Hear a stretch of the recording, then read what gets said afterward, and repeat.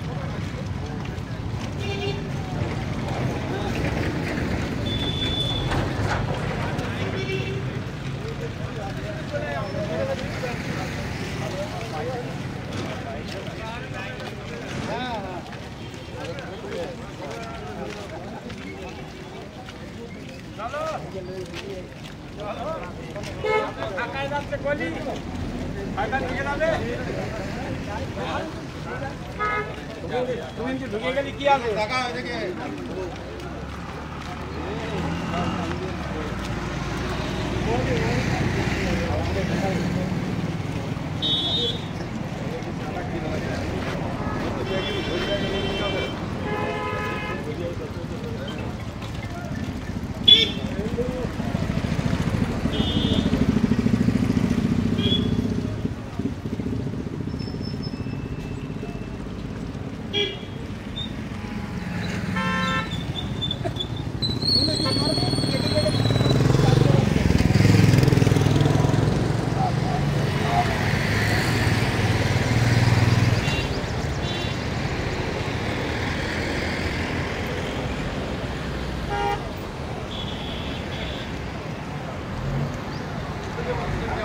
বাংলায় কেন্দ্রে যে বিজেপি সরকার যে আছে, যে বর্বরতার সরকার, আজকের ভারতবর্ষে গরিব মানুষের উপরে প্রত্যেকটা মানুষের অত্যাচার, তার আজকে ওয়াকফ বিল, আজকের যে আমরা মুসলিম সংখ্যাগরিষ্ঠ যে বারবার শর্ত বলা সত্ত্বেও আজকে সে ওয়াকফ বিল হিটলারের মতন অমিত শাহ নরেন্দ্র মোদী বিলটা পাস করতে যাচ্ছে। আর সুগার, প্রেশার, যে নিত্য প্রয়োজন ওষুধ মানুষের খেতে, গরিব বড়লোক মধ্যবিত্ত সবাইকে আজকে সেই নিত্য প্রয়োজনীয় দ্রব্য মূল্য বৃদ্ধির দামগুলো একের পর এক কিন্তু মানুষের উপরে কর চাপিয়ে দিচ্ছে। তাই আজকে আমাদের যে মাননীয় মুখ্যমন্ত্রী মমতা বন্দ্যোপাধ্যায় একটার পর একটা প্রতিবাদ রাস্তায় তারা প্রত্যেক মানুষ বাংলায় আমরা তার প্রতিবাদ তারা নির্দেশে আমরা প্রতিবাদ করতে চলেছি। আর প্রতিবাদ রাস্তায় প্রতিবাদ থাকবে কেন্দ্র সরকার বিজেপির বিরুদ্ধে। এমন একটা দিন আসবে হিটলারি করতে করতে বিজেপি ভারতবর্ষ থেকে সিপিএম মতো মুছে যাবে। যেই তো বলছি আজকে মানুষের গরিব মানুষের উপরে ওরা বুকি ছুরি চালাতে চলেছে। আজকে ওরা বুকি ছুরি চালাতে জানে যে এটা কিনতেই হবে, তাহলে গরিব মানুষের কীভাবে মারতে হবে, কীভাবে গরিব মানুষের পয়সা থাকবে না ওষুধ কেনার জন্য, তাহলে কীভাবে মারতে হবে। ঠিক ওরা সেই পদগুলোই বেছে নিচ্ছে। মানুষের মেরে দেওয়ার জন্য যে পদগুলো দরকার সেই হিটলারের মতন কেন্দ্র সরকার গদিতে বসে সেটাই তারা করছে। সেই প্রতিবাদ থেকে মুখ্যমন্ত্রী মমতা বন্দ্যোপাধ্যায় বাংলা মানুষের পাশে সেটা থাকবে। প্রত্যেকটা মানুষের পাশে দুর্দিনে যাতে সুদিনে তাদের সুসার ফিরতে পারে সেই মুখ্যমন্ত্রী মমতা বন্দ্যোপাধ্যায় সেই নির্দেশ মতো তাদের সেই আমরা কর্মী হিসেবে সেই মানুষের পাশে থাকবো, তাদের আশ্বাস দেবো। আজকে আমাদের কত 2-4 হাজার লোক আজকে মহিলা থেকে পুরুষ থেকে মিলে সব মিছিলে পা মিলিয়েছে। থাকবে প্রতিবাদ থাকবে। নাম হচ্ছে মোহাম্মদ শাহাবুদ্দিন আলী, কীর্তিপুর 2 নম্বর অঞ্চল সভাপতি, বারাসাত ব্লক টু বনভূমির কর্মদক্ষ পঞ্চায়েত সমিতির। যেহেতু প্রথমত বলি যে আমাদের ওষুধের দামগুলো বাড়াচ্ছে কেন্দ্র সরকার, এবং আমাদের যে সংখ্যালঘুদের যে বিল পাস নিয়ে আজকের মেন উদ্দেশ্য, যেহেতু আমাদের এখানে মুসলিম এলাকা, আজকের সেই বিলটা আজকের ওরা পাস করিয়ে দিয়েছে, ওই জন্য আজকের তার জন্য এবং আজকের আমরা পথে নামা যে কেন্দ্র সরকার রাজ্যের উপরে যেভাবে অত্যাচার করছে, যেভাবে ন্যায্য মূল্য দাম বাড়াচ্ছে এবং বিল পাস করে নিচ্ছে, আজকের ওদের নিজের গায়ের জোরে আজকের ওরা বিলটাও পাস করে নিল।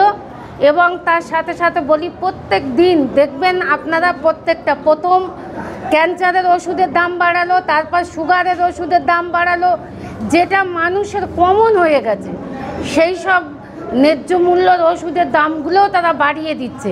তার জন্য আমাদের মাননীয় মুখ্যমন্ত্রী মমতা বন্দ্যোপাধ্যায় প্রত্যেকটা ব্লকে ব্লকে পঞ্চায়েতে পঞ্চায়েতে টাউনে আজকের এই প্রতিবাদ মিছিল আজকের নেত্রীর নির্দেশ মতো আজকের প্রথম আমাদের কীর্তিপুর 2 গ্রাম পঞ্চায়েতের যে অঞ্চল সভাপতি আছে আমাদের শাহাবুদ্দিন ভাই, তানার উদ্যোগে আজকের এই মিছিলটা এখানে করা হলো।